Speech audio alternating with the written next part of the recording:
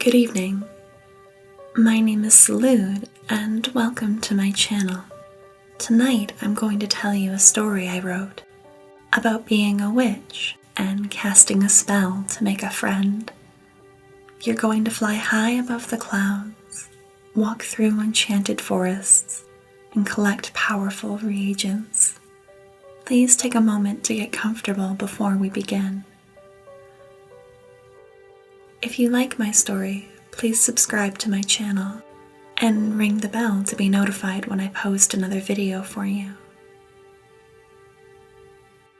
Thank you for sharing your time with me. I hope you rest well. Let's begin.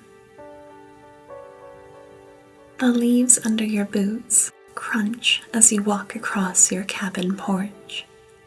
Shouldering your satchel, you take a deep breath. The air is crisp without being cold, and the soft wool scarf around your neck is a snug reminder of the domestic comforts that await once you're done with your errand.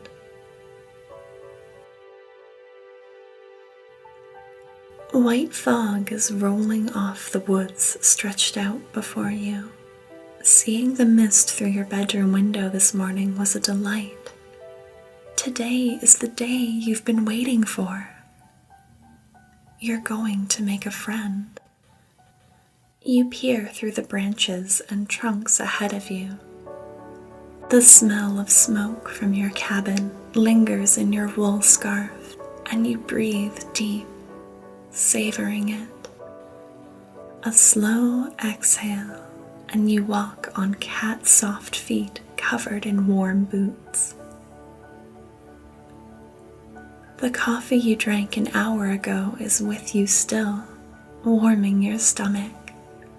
You smile at the memory of it, chocolatey and rich, with cinnamon-sprinkled whipped cream. You sipped it slowly, holding the mug in both hands while you looked out the window, your hair still mussed from sleep. You remember how the autumn leaves fell so gently outside your room, swirling like butterflies before landing against the ground, softer than feathers. After dressing, you moved to the wooden kitchen, laying a soft checkered cloth over the dough that was resting in a bright copper bowl. Then you strapped on your boots, savoring the feel of the fur lining as it brushed against your ankles. You pushed open the front door, pausing only to spare one last look at the dough you've left to rise, a smile tugging at your lips. In the present, surrounded by the woods, the damp fog rolls back further. You remind yourself to be alert, focusing on the crunch of leaves and the smell of campfire smoke. More and more of the woods become visible. Twisting paths appear, disappearing into the mist after their first mysterious bend. You hear the chatter of excited squirrels and birds above the bright fall leaves. There's a spectrum, from the deepest red to the brightest yellow, a riot of color, Mother Nature's quiet parade, at the same time each year. You turn your gaze up, taking in the leaves, but more importantly the branches, searching for the reagent that's visible only by the grace of the fog surrounding you. It's a quiet, peaceful walk through the woods while you look.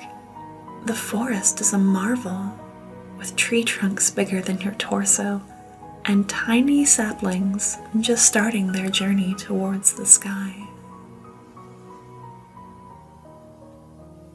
You breathe, savoring this time, this connection to something bigger than yourself.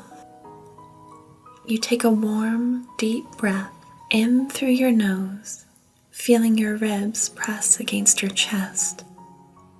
Then a long exhale and the quiet release of your breath disappears into the woods.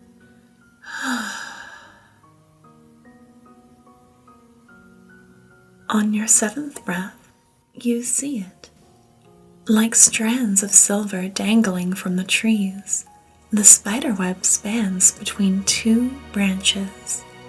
The moisture from the fog has left its mark, and the web sparkles in the dim morning sun like diamonds, each tiny drop reflecting an entire world within it. You creep closer, like a mesmerized bystander at an art gallery. The web is as large as the biggest pot in your kitchen, and with a pang of regret you pull out your wand. Slowly, like wrapping candy floss, you roll your wand through the silken web, wrapping it up. You pocket it gingerly, giddy with success. The walk back to your cabin is full of soft nature sounds, and your steps through the leaves are light. Because you finally started, you have the first ingredient. Bounding up the steps to your porch, you throw open the front door, then grab the broomstick resting against it.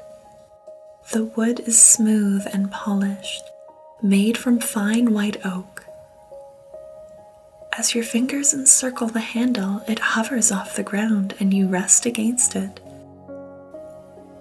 testing it to make sure it will support you. After clicking your heels, it hovers higher. Then you soar off your porch and through the forest, 20 feet off the ground. The air is cooler and you burrow further into your scarf, summoning every memory of the coffee you had as you flex your fingers against the broom handle. You fly quietly, slowly, scanning the red and gold trees for soft little circles of brown tucked between the branches. Bird nests. You find one after a pleasant ride over a grove of fir trees, nestled against a big trunk. A cozy home made of soft, warm things found by loving parents. Raven chicks cuddle into each other, napping like kittens. With a silent apology, you hover closer, reaching carefully, oh so carefully, to take 2 discarded feathers from the nest. You hold your breath as you reach over them, not wanting to disturb their sleep, but you pause to admire them, dozing babes covered in dark black fuzz. Letting out your breath, you continue on. You need 7 more. It's fun work, you realize, swooping over the forest and feeling like the master of it, knowing that you're the only one around for miles. After you collect the rest of your feathers, you reach into your satchel and pull out a fistful of soft, unwoven wool. As you fly back home, you leave bits of it in the branches, so the birds have new material for warm nests. Your cabin on the horizon is a welcome sight. Green shingles poke out from the tops of the trees. A merry little curl of smoke from your brick chimney winds its way to the sky. Warmth hits you when you open the front door, and the sight of your home is domestic bliss. The cabin has 2 floors. Books and reagents burst from the shelves lining the walls. Scraps of paper poke out of every tome. The morning sun pours in through the square glass windows, shining on the brass pots in your small kitchen and wood-burning stove. Shedding your coat and boots, you walk over to the resting dough you left this morning. It's risen perfectly into a soft pillow. You can already see the finished product in your mind. golden and warm. You work with your hands, digging in and shaping it, careful to hold the image in your mind. The feel of the dough against your fingers is delightful, and there's a joy that comes from shaping something with your hands to be exactly as you wish. In the end, it's a perfect loaf, and you tuck it into the oven, beaming. It's not just bread, spiderwebs, and feathers. It's more. It's going to be so much more. You pick up your broom and begin to sweep, savoring the swish of the bristles against your wood floor, the gentle, repetitive motion to make something clean and better. An hour later, you're warm from the oven and your work, but your little cabin is sparkling. The books have been tidied and there's a stew on the stove, bubbling with fresh vegetables from your garden. You pull the baked loaf from the oven with gloved hands, savoring the scent of fresh bread. Then you set it on the windowsill to cool. After pouring the stew into a bowl, you tuck in. Each bite is warm and sustaining, spreading down to your limbs and invigorating you. Each mouthful tugs your lips into a smile. The scent of spiced meat wafts up to your nose, and the taste of carrots, barley, and broth lingers pleasantly in your mouth.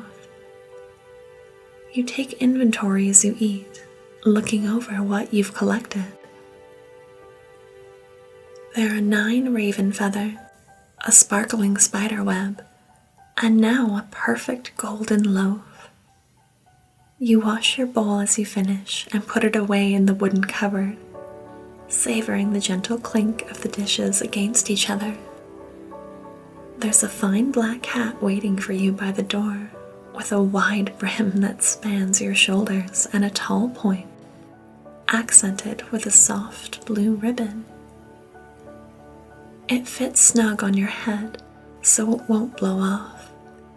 You take a satchel filled with rose petals hanging on the coat rack. Broom in hand, you leave your cabin rested and full. There's a whoosh as the air below you rises up, and you soar as if you have wings. The ground grows smaller and the trees look like shrubs. You watch the horizon turn pink, then orange, and finally it darkens and the pale moon rises up to greet you like an old friend.